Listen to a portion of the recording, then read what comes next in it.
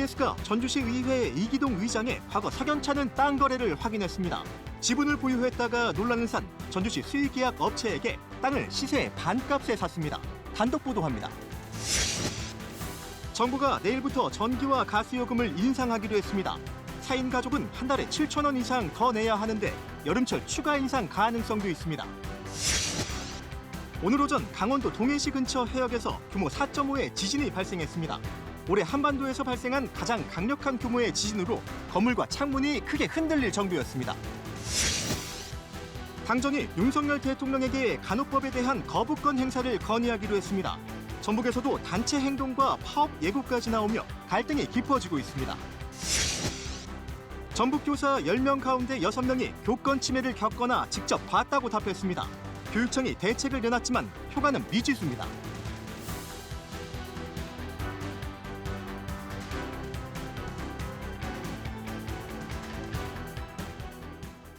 시청자 여러분 안녕하십니까? 전북 7시 뉴스입니다. 오늘은 전주시의회 이기동 의장과 관련한 집중 보도로 시작합니다. 지난해 이 의장은 자신과 아버지가 지분의 반 이상을 가진 업체가 전주시와 수의 계약한 사실이 드러나 사퇴 요구를 받기도 했었는데요. 그런데 이 의장은 전북은 물론 세종에도 농지와 임야를 가지고 있는 것으로 나타났습니다.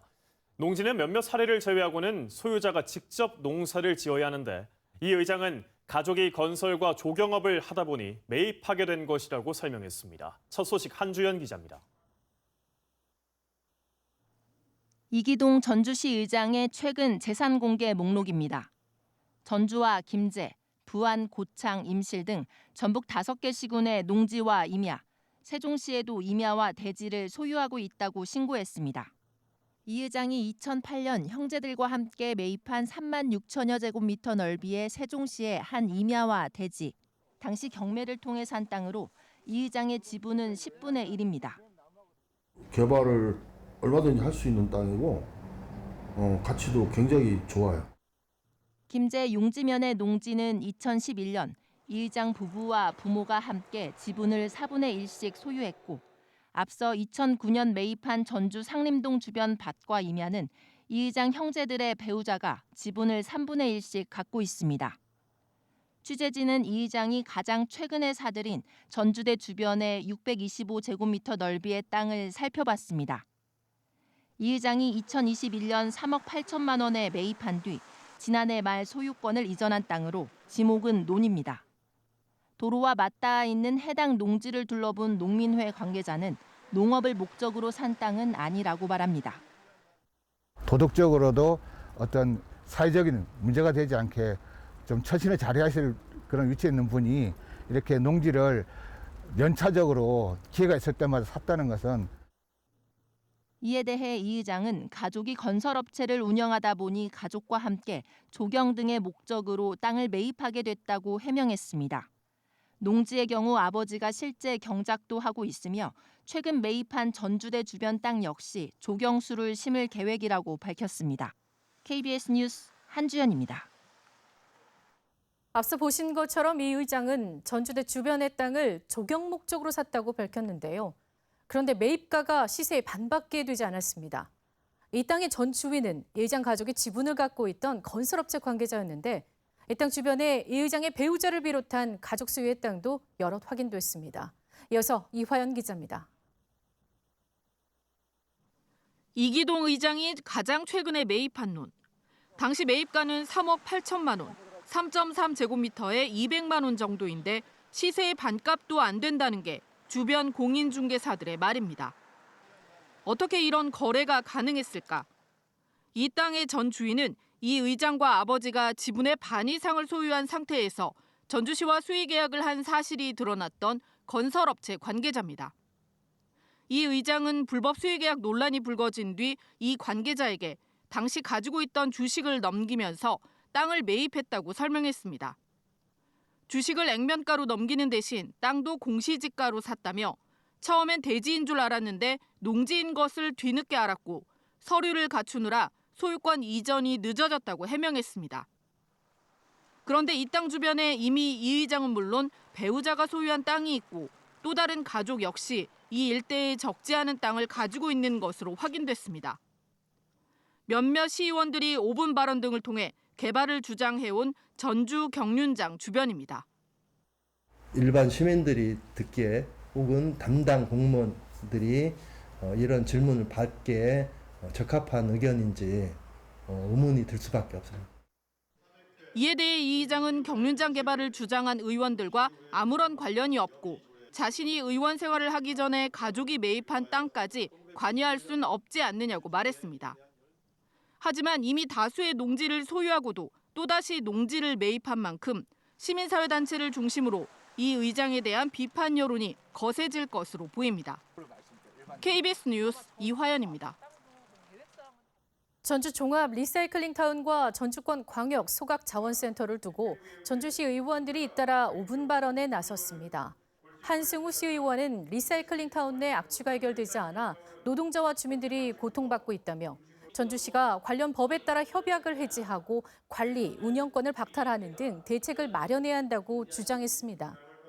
양영환 시의원은 광역 소각자원센터 주민지원협의체가 올해도 쓰레기 반입을 저지하고 있다며 쓰레기 수거 차량을 되돌려보낼 권한이 전주시에 있는 만큼 손해배상 청구를 검토해야 한다고 강조했습니다. 전북 아시아태평양 마스터스 나흘째를 맞아 대회 분위기가 고조되고 있습니다. 71개 나라에서 온 선수 14,000여 명은 전북 일대에서 25개 종목별 경기를 순조롭게 치르고 있습니다. 주말 연휴 스포츠 스타들이 팬사인회에 나선 데 이어 일찍 경기를 마친 선수단과 응원단은 지역 명소 등을 찾아 문화관광 탐방길에 나섰습니다.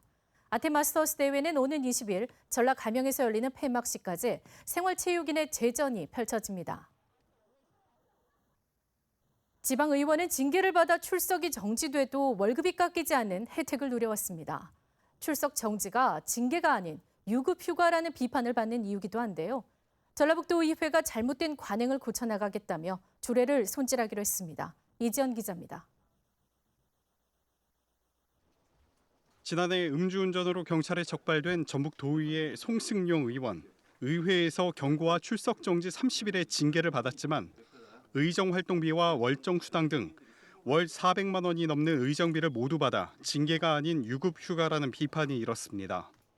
의정활동을 제대로 이행하지 못할 때 당연히 의정비는 지급이 되지 않는 것이 마땅합니다. 그런데도 불구하고 징계 기간에 일하지 않고도 의정비를 챙겨가는 행태에 부정적 여론이 일자 전라북도의회가 대책을 내놓았습니다. 출석이 정지된 의원에겐 의정비를 주지 않도록 조례를 바꾸기로 하고 의회 질서 의무를 위반했을 때 최대 석 달까지 의정비 지급을 제한하는 내용도 개정안에 담았습니다.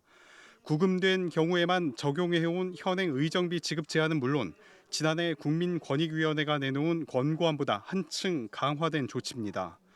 우리 전라북 도민들은 아마 굉장히 환영할 일이라는 생각을 해요. 그래서 이러한 것으로 인해서 우리 의원들이 더 바른 도덕심 그리고 바른 자세를 갖지 않게 되겠나. 전북도의회는 이달 회기가 끝나기 전 개정안을 심의 처리할 계획입니다. 제19 감싸기로 비판받아왔던 지방의회가 잘못된 관행을 깨고 주민들의 신뢰를 쌓는 계기로 삼을 수 있을지 지켜볼 일입니다. KBS 뉴스 이재현입니다. 전주시 의회도 시의원이 징계를 받으면 의정비 등을 지급하지 않거나 반으로 줄이는 방안을 추진합니다. 전주시의회 운영위원회는 시의원이 질서유지 의무를 위반해 출석 정지 징계 의결을 받으면 해당 달을 포함해 석 달 동안 의정비와 월정수당을 지급하지 않는 내용으로 조례 개정안을 통과시켰습니다. 또 공개 경고나 사과 의결을 받으면 해당 달을 포함해 2달 동안 의정비 등을 반으로 줄이는 내용도 포함됐습니다. 해당 안건은 오는 19일 본회의에 상정돼 처리될 예정입니다. 올해 첫 중증열성 혈소판 감소증후군 환자가 발생해 야외 활동 때 긴 소매 옷을 입는 등 진드기맥의 감염병에 걸리지 않도록 각별히 주의해야 합니다. 전라북도는 남원에 사는 60대 여성이 텃밭 가꾸기와 산책 등을 한 뒤 발열 증상으로 치료를 받다 양성 판명이 났다고 밝혔습니다. 지난 5년 동안 전북에서는 58명이 중증열성 혈소판 감소증후군에 확진됐고 15명이 숨졌습니다.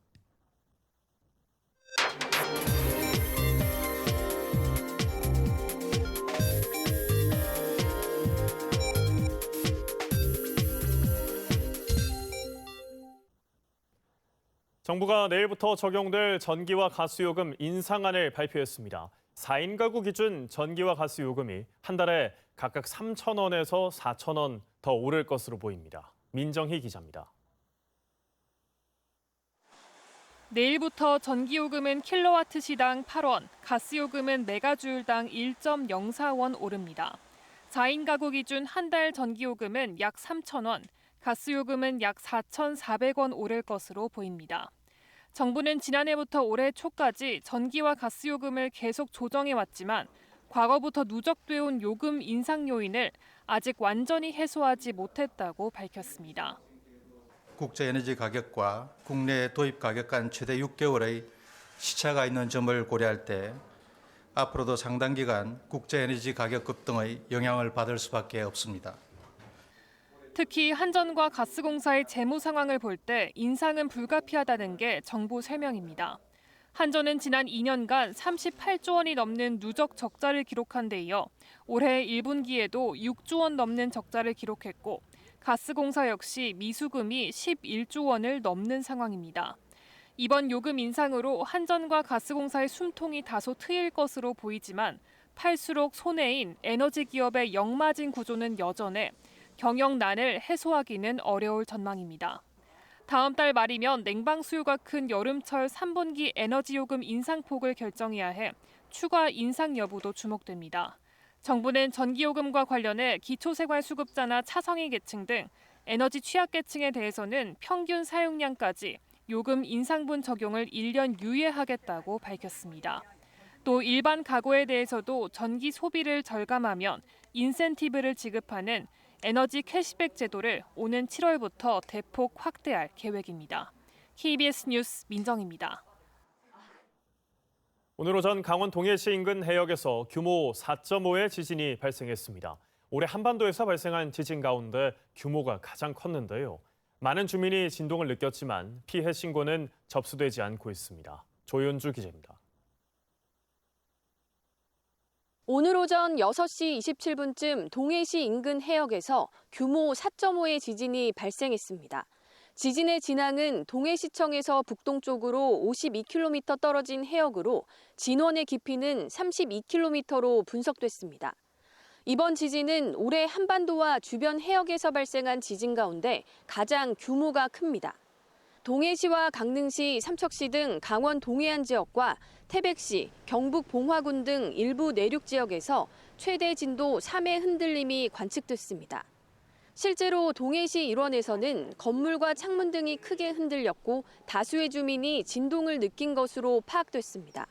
소파에서 앉아가 놀랬다고요. 얼마나 흔들리는지 하더니 막 이게 흔들리는데 응급실 일났어요. 강원 소방본부에는 지진에 따른 흔들림을 느꼈다는 신고가 동해시와 강릉시, 삼척시에서 모두 18건 접수됐습니다. 또 경북 영주와 안동에서도 흔들림 감지 신고가 3건 들어왔습니다. 다행히 이번 지진으로 인한 피해 신고는 접수되지 않은 것으로 파악됐습니다.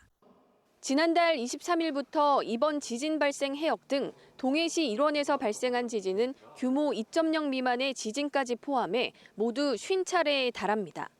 기상청은 앞으로 수시간에서 수일 동안 지진이 이어질 수 있다고 전망하고 규모가 큰 지진이 발생 시 대피 등 안전수칙에 따라줄 것을 당부했습니다. KBS 뉴스 조윤주입니다. 국민의힘과 정부가 국회를 통과한 간호법 제정안과 관련해 윤석열 대통령에게 법안을 거부하는 제2요구권 행사를 공식 건의하기로 했습니다. 내일 국무회의가 예정된 가운데 대통령실은 당정의 요구를 수용할지 고심하고 있습니다. 이화진 기자입니다. 간호사 업무 규정을 별도로 분리해 자격과 처우 개선 등을 담은 간호법 제정안. 지난달 27일 야당 주도로 국회에서 통과됐습니다. 그러나 간호사의 단독 개원 가능성 등을 놓고 의사협회 등이 반발하며 직역 간 갈등이 불거졌습니다. 국민의힘과 정부는 윤 대통령에게 제2요구권 행사를 건의하기로 했습니다. 국민의 생명을 볼모로 하는 입법 독주법으로 그 피해는 고스란히 국민의 몫이 될 것이라는 점에 공감하였습니다. 간호사 처우 개선 필요성에 공감하지만 법률적 근거가 필요하진 않다면서 간호법은 간호조무사의 학력을 차별하는 이기주의법이고 간호법과 의료법 분리는 어느 나라에도 없다고 밝혔습니다. 국민의힘은 대통령 거부권이 행사되더라도 법안 재상정까지 민주당과 대안을 더 논의할 수 있다고 밝혔습니다. 그러나 민주당은 대통령이 약속했던 공약을 거부하는 건 윤석열 정부의 자기부정이며 이딴 거부권 행사는 입법권 무시라고 맞받았습니다. 내일 국무회의가 예정된 가운데 대통령실은 당정의 요구를 받아들일지 고심하는 분위기입니다. 사회적 갈등이 있는 법안을 모른 척할 수 없다면서도 법안 보완책 등을 심도 있게 검토하는 등 고민이 더 필요하다고 대통령실 관계자가 전했습니다. KBS 뉴스 이화진입니다. 전북에서도 간호 법안을 둘러싼 갈등이 깊어지고 있습니다. 단체 행동과 파업까지 예고하면서 의료 공백 우려도 나오는데요. 현재로서는 여파가 크지 않아 보이지만 파장이 커질 수도 있습니다. 서윤덕 기자입니다. 전북대 간호학과 학생과 교수 등 200여 명이 구호를 외칩니다.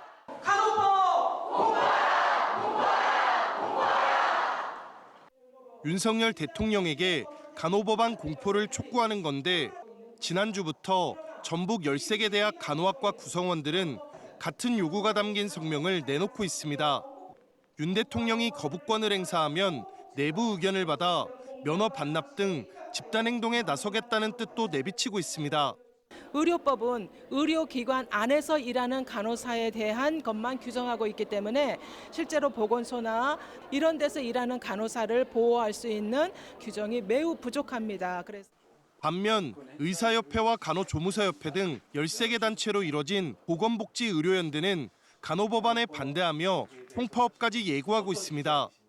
한 직역의 이익만을 위한 간호법은 의료를 분열과 혼란으로 이끌기 때문에 국민의 건강과 안전을 지키는데 아주 위험한. 윤 대통령이 어떤 결정을 하더라도 반발로 인한 의료 공백을 피하기 어려운 상황입니다.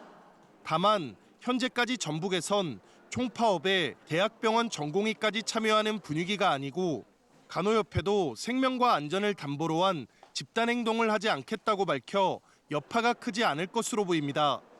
하지만 정부가 거부권 행사를 건의하기로 한 뒤 간호계 안에서 파업을 요구하는 목소리가 커지고 있어 파장을 배제할 수도 없습니다. 전라북도는 상황을 지켜본 뒤 파업이 시작되면 공공의료기관 진료시간 연장 등의 대책을 추진할 예정입니다. KBS 뉴스 서윤덕입니다. 코로나19 위기 경보 수준이 심각에서 경계로 하향 조정된 가운데 전주시도 감염병 예방과 대응 체계를 다시 점검합니다. 확진자 7일 격리 의무가 5일 권고로 전환된 만큼 아프면 쉬는 문화를 정착하도록 하고 의료기관과 감염 취약시설은 자체 격리가 유지될 수 있도록 협의할 계획입니다. 또 의원과 약국에서 마스크 착용이 의무에서 전면 권고로 전환됐지만 고위험군 환자들이 밀집한 병원급 이상 의료기관과 입소형 감염 취약시설은 당분간 착용 의무가 유지된다고 강조했습니다. 자치단체 사업에 참여한 공공승마장 운영업체 이사에 이름을 올린 경찰관에 대해 경찰이 자체 감찰에 나섰습니다. 완주경찰서는 해당 경찰관을 상대로 영리를 목적으로 한 겸직 금지 의무를 어기고 업체에 참여하게 된 경위 등을 조사하고 있습니다. 해당 업체는 지난 1월 완주군이 운영하는 공공승마장 위탁사로 선정돼 사업비 등을 지원받고 있습니다. 오늘은 스승의 날입니다. 하지만 교권 침해가 심각하다는 설문조사 결과가 나와 씁쓸함을 남기고 있는데요. 전북교육청이 대책을 내놨지만 얼마나 효과가 있을지는 미지수입니다. 이종환 기자입니다. 전북교육인권교육센터가 지난 3월 말부터 4월 초까지 전북 지역 교사 2,900여 명을 대상으로 설문조사를 했습니다. 교육활동 침해를 경험했거나 본 적이 있다고 답한 교사는 10명 중 6명에 달했고 10차례 넘게 교권을 침해당했다고 응답한 교사는 전체 10%가량인 300명 가까이 됐습니다. 침해 주체는 학부모, 학생 순으로 많았고 동료 교원 또는 관리자라고 응답한 교사도 적지 않았습니다. 침해 유형은 교육활동 부당 간섭과 명예훼손, 모욕 순이었습니다. 실제 지난 5년 동안 전북교육청에는 교육활동 침해로 455건이 신고됐는데 모욕과 명예훼손, 상해폭행, 교육활동 부당 간섭 등이 전체의 3분의 1을 차지했습니다. 교육활동을 침해받았을 때 가장 필요한 지원이나 조치가 무엇이냐는 질문에 법률 상담 또는 변호사 선임이라고 답한 교사가 가장 많았고 배상과 중재 지원, 심리 상담과 치료 등의 답변이 뒤를 이었습니다. 교육활동 보호를 위한 최우선 과제로는 법령을 통한 보호 강화를 가장 많이 꼽았습니다. 교권 보호 방안 일환으로 교원 안심 서비스 도입이나 분쟁 조정 지원단 운영, 학부모 등을 대상으로 예방 교육 등 인식 개선을 위한 후속 조치를 전북교육청은 교사들의 의견을 적극 반영해 교권 보호관과 전담 변호사 도입 등을 적극 추진할 계획이지만 교권 침해를 미리 막을 수 있는 근본적이고 실질적인 대책이 선행돼야 한다는 지적입니다. KBS 뉴스 이종환입니다. 전북교육청이 내년부터 스승의 날에 교사들에게 고마움을 기리는 행사를 여는 방안을 검토하고 있습니다. 사고서 교육감은 스승의 날인 오늘 내부 회의에서 스승의 날 행사가 교육적 효과가 있도록 되살리겠다고 밝혔습니다. 학부모 부담은 없애고 학부모와 학생에게는 스승에 대한 감사와 존경심을, 교사에게는 학생에 대한 애정과 관심을 되새길 수 있는 행사가 되도록 철저히 준비하겠다고 강조했습니다. 코인 논란으로 민주당을 탈당한 김남국 의원이 상임위 중에 코인을 거래한 것에 대해 사과했지만 다른 의혹들은 부인했습니다. 민주당 내에서도 김 의원의 탈당에 대한 당 지도부의 대처가 미흡하다는 비판이 나오고 있는 가운데 국민의힘은 당내 진상조사단을 꾸리고 진상규명에 나서기로 했습니다. 이정은 기자입니다. 코인 논란이 불거진 지 9일 만에 민주당을 탈당한 김남국 의원. 오늘 김어준 씨가 진행하는 유튜브 방송에 출연해 각종 의혹을 재차 반박했습니다. 거래 내역, 잔고 내역, 이체 증명서 이런 것들을 전부 다 투명하게 첨부해서 공개를 했고요. 전부 다 제 실명 계좌를 이용했기 때문에 숨길 수가 없습니다. 미공개 정보 이용 의혹에 대해서도 코인 업계의 말단 직원조차 만난 적 없다고 부인했습니다. 다만 상임위가 열릴 때 코인 거래를 한 것에 대해선 사과했습니다. 죄송하다라는 말씀을 드리고 이 부분에 대해서는 두말할 여지 없이 반성하고 깊이 성찰하고 있습니다. 민주당은 어제 쇄신 의원총회를 열었는데 이 자리에선 김 의원이 탈당해 당 차원의 조사가 어려운 만큼 국회 윤리특별위원회에 제소해 강제로 조사받게 해야 한다는 목소리가 나왔습니다. 하지만 이 내용은 결의문에 담기지 않았고 조사를 이어가겠다는 내용만 담겼습니다. 이재명 대표는 혁신 정책을 추진하겠다고만 밝혔습니다. 국민과 당원 그리고 의원 여러분들 우리 당 구성원들의 의지를 존중해서 향후 강력한 혁신 정책을 추진해 나가도록 하겠습니다.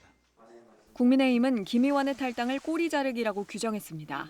또 김성원 의원이 단장을 맡고 전문가들이 참여하는 이른바 코인게이트 진상조사단을 꾸렸습니다. 김남국 의원을 둘러싼 각종 검은 의혹을 중심으로 진상조사단은 철저한 의혹 규명과 함께 분석을 통해 이번 게이트의 진상을 밝혀내도록 하겠습니다. 진상조사단은 매주 2차례 이상 회의를 열고 김 의원과 관련된 의혹을 규명하겠다고 밝혔습니다. KBS 뉴스 이정은입니다. 충북 한우 농장에서 잇따라 구제역이 발생하면서 확산이 우려됩니다. 특히 아프리카 돼지의 열병이 확산하면서 비상이 걸린 양돈 농장은 엎친 데 덮친 격이 될까 걱정이 큰데요. 오승목 기자가 지금 상황 얼마나 심각한지 설명해 드립니다. 키우는 소, 돼지가 식욕 부진과 함께 입안에 물집이 생기고 침을 많이 흘린다면 걱정해야 되는 게 구제역입니다. 발굽이 둘로 갈라진 동물들이라면 다 퍼질 수 있는데요. 구제역은 치사율이 최대 50%인데다 사료를 잘 못 먹어서 육류 출하가 늦어지면 경제적 손실이 큽니다. 여기에 전파력까지 매우 강해 제1종 가축 전염병으로 지정돼 있습니다. 구제역은 2019년 1월 이후 4년 4개월 동안 우리나라에서 나타나지 않았는데요.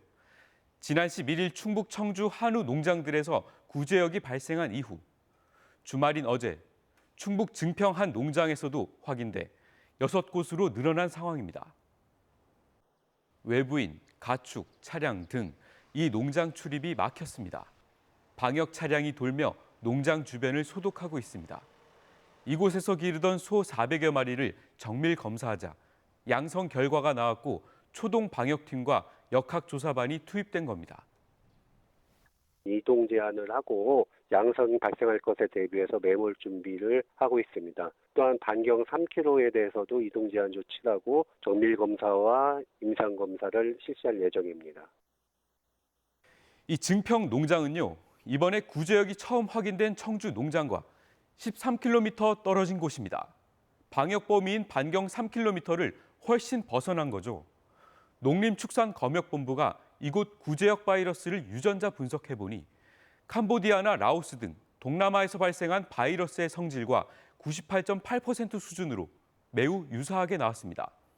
이번 구제역이 해외 유입에서 시작됐을 거란 얘긴데 지난 나흘 동안 청주와 증평에서 발견된 구제역 바이러스가 그 이전에 농장을 오가는 사람이나 차량에 의해 전파된 거라면 이미 전국적인 확산까지 진행된 건 아닌지 농가들 비상입니다.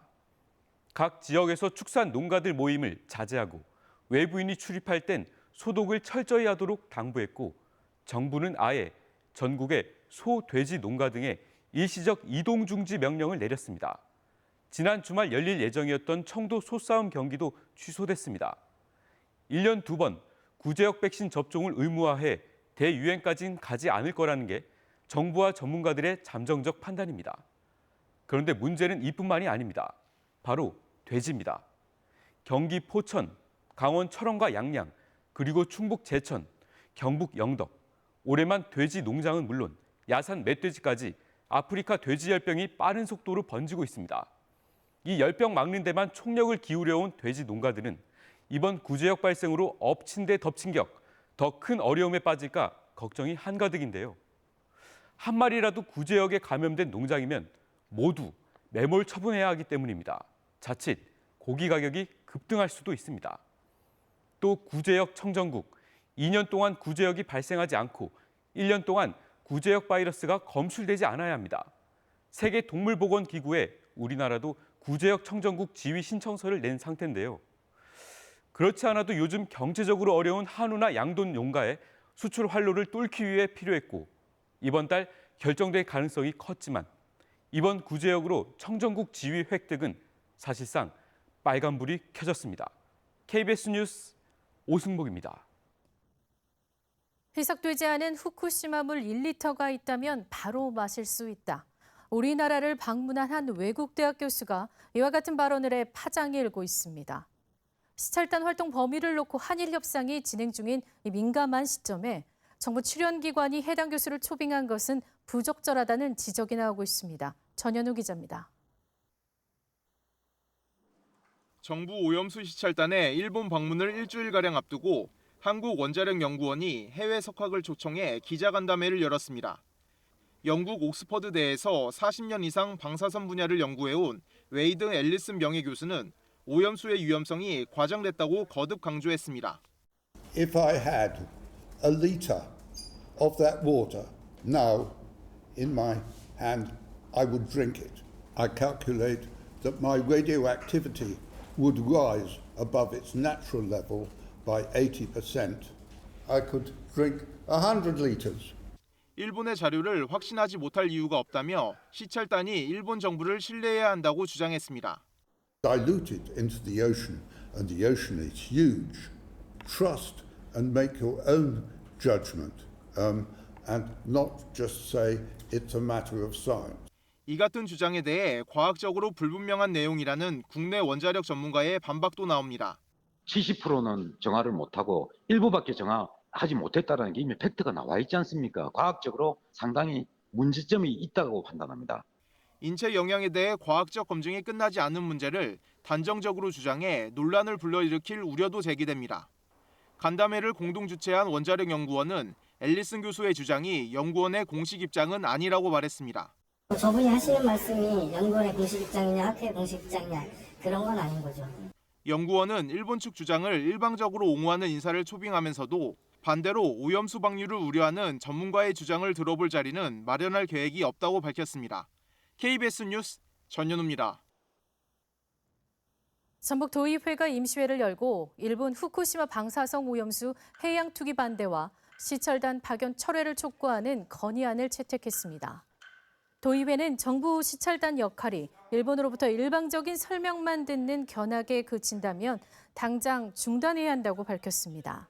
또 오염수의 안전성을 검증할 수 없다면 오히려 일본에 면죄부를 주는 것이라며 일본 정부의 태도 변화를 요구했습니다. 직장인은 보통 하루 8시간 근무하죠. 이 근무 시간을 늘리거나 줄여서 일정 기간 동안 평균 근무 시간을 유지하는 제도가 바로 탄력적 근로시간제인데요. 직장에 탄력적 근로시간제를 도입하려면 노동자 과반수의 동의가 필요한 취업규칙 변경을 통해야 한다는 대법원 판결이 나왔습니다. 백인성 법조 전문 기자의 보도입니다. 직원들과 회사 사이의 근로계약서 내용만으로 탄력적 근로시간제를 직장에 도입할 수는 없다는 대법원 판결이 나왔습니다.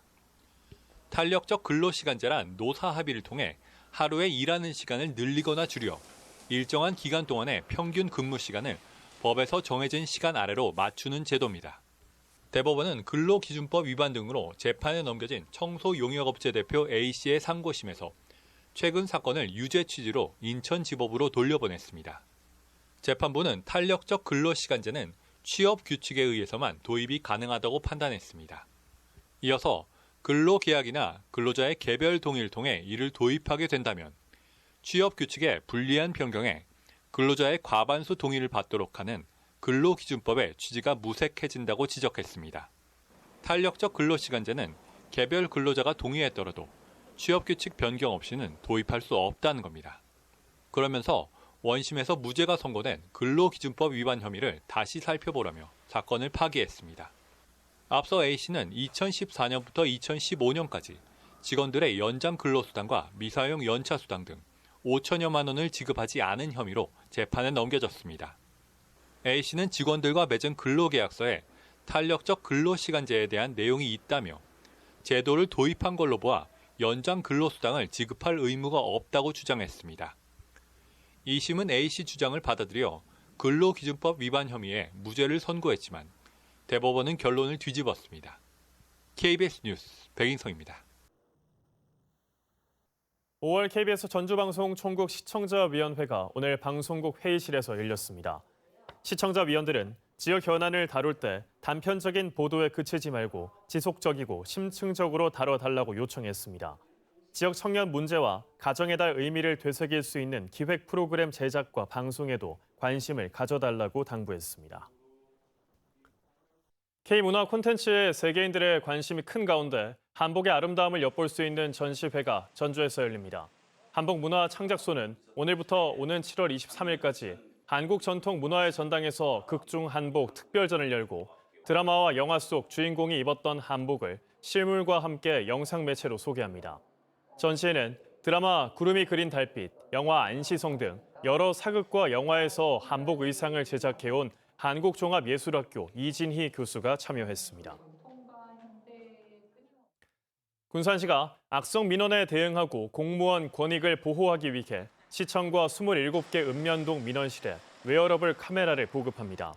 민원 담당 공무원은 웨어러블 카메라를 몸에 착용하고 민원인 욕설이나 폭행 모습 등을 촬영합니다. 오늘 아침 7시쯤 군산대 교차로 인근 전주 군산 자동차 전용 도로에서 승용차와 화물차 등 차량 12대가 잇따라 부딪혔습니다.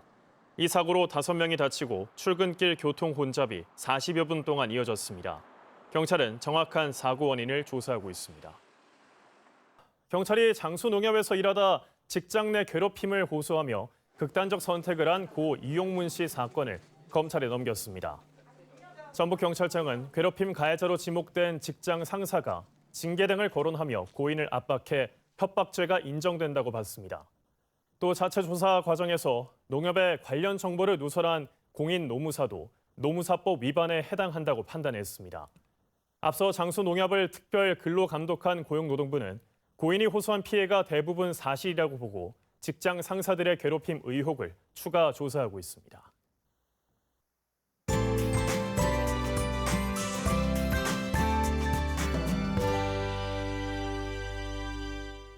오늘은 햇볕이 따뜻함을 넘어 뜨겁게 내리쬐습니다. 전북 대부분 지역의 낮 기온이 30도 안팎까지 치솟아 올해 들어 가장 높은 기온을 보였는데요. 내일도 땡볕더위가 기승을 부리겠습니다. 내일 전주의 낮 기온이 32도까지 올라 오늘보다 덥겠고요. 모레도 30도 선에 머물겠습니다. 고온 햇살에 강한 햇살이 더해지면서 자외선과 오존 수치가 높게 오르겠습니다. 낮 동안 자외선 지수 매우 나쁨을 보이겠고요. 오후에는 오존 농도도 짙어지겠습니다. 농도가 짙어지는 오후 2시부터 5시 사이에는 야외 활동을 자제하는 게 좋겠습니다. 내일 아침까지 내륙을 중심으로 안개가 짙은 곳이 있겠고요. 오후에 동부 산지로는 바람이 강하게 불겠습니다. 자세한 지역별 기온입니다. 아침에 익산 15도, 전주 17도로 온화하겠고요. 한낮에는 익산 31도, 전주 32도로 오늘보다 덥겠습니다. 동부 내륙은 완주의 아침 기온 15도로 출발해 한낮에는 32도로 일교차가 크겠습니다. 내일 해상에서 물결이 비교적 낮게 일겠지만 바다 안개가 끼는 곳이 있겠습니다. 목요일에는 전주의 낮 기온이 23도로 떨어지며 더위가 주춤하겠고요. 금요일부터는 다시 기온이 오를 전망입니다. 날씨였습니다. 뉴스를 마칩니다. 시청해주신 여러분 고맙습니다.